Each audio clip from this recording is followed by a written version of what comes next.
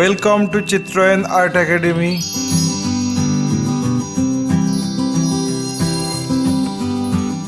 Today I am going to show you how to draw and paint Valentine special rose on pencil shading and oil pastel. Let's start. At first I draw a drop of water. Then I make Y shape in between. Then I erase the line. This is the basic part of the rose. Now we start the petals. My earnest request to the viewers of my channel, watch this video till end. Don't skip the video. You can follow my drawing step by step. If you are enjoying my work, then please click the like button, subscribe and share my channel and press the bell icon to get regular notification for upcoming video. I also used water drops for the bud of rose. Now I finished the rough sketch of the rose. Then I am going to finalize the drawing.